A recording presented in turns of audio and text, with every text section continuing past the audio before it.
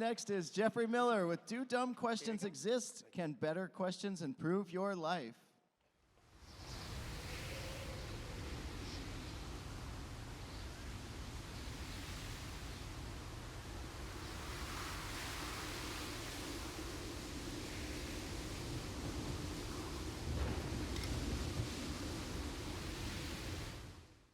All right, raise your hand if you think that dumb questions actually do exist. All right, and all of you that raised your hand probably thought that was a really dumb question. Okay, so before I give you my analysis of what I think about dumb questions, the second part of my title says, can better questions improve your life? And as a metaphor for this, I want to show you a game that I really enjoyed as a kid. It's called Racco. Any Racco players out there? Yeah, so it's a really simple game. Players have a deck of 60 cards, number 1 through 60. Up to 4 people can get dealt randomly cards in any order. And the way that you play the game is that you take turns and you try to swap out cards to get a better sequence. And once you get all your cards in a numeric sequence, you yell, Racco. And I think that's a great metaphor for how we should think of questions. James Clear, author of Atomic Habits, says he stopped giving people advice. What he gives them instead are questions, because even good advice at the wrong time is bad advice. So he feels that questions are more useful and can be applied to context that people find themselves in, and they can be adapted to the situation, and he doesn't give people good advice at the wrong time. You've probably heard of Marie Kondo, who likes to ask the question, does this thing bring me joy? So when you're decluttering your closet, it's a good question to guide you to be realistic about whether that thing is useful anymore.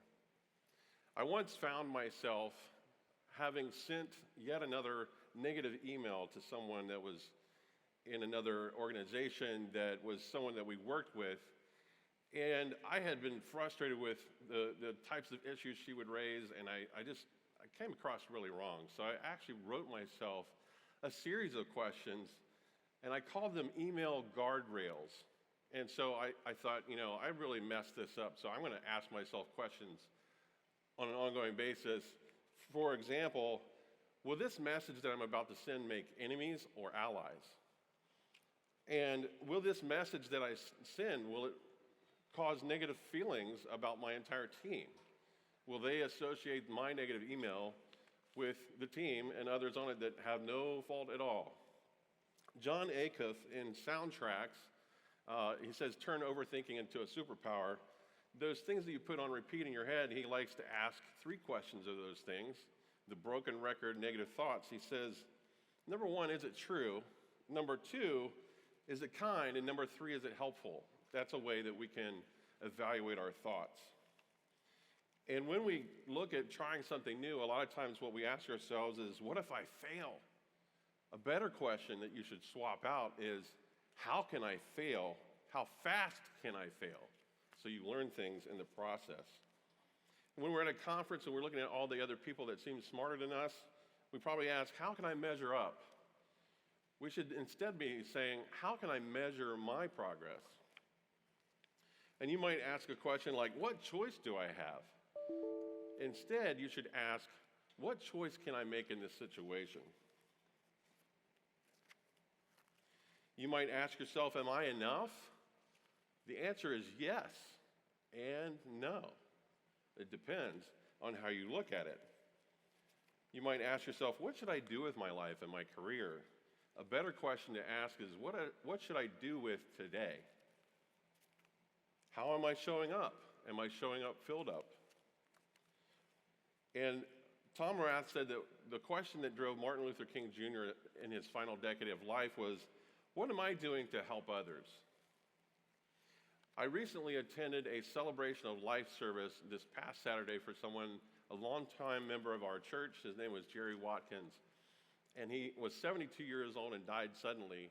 But when they had this service, everybody showed up and they were like, wow, this guy touched our lives. And you might be thinking, what will people say about me? Well, what about what they'll say when you're gone? And so ask yourself, what do I believe? Am I living it in my home, in my family, in my community? With Jerry, his family had the hope, their shared faith in Jesus Christ, that they would see him again in the future. So my question to you is, what questions are you asking? Are they serving you, and can you replace them? Thank you.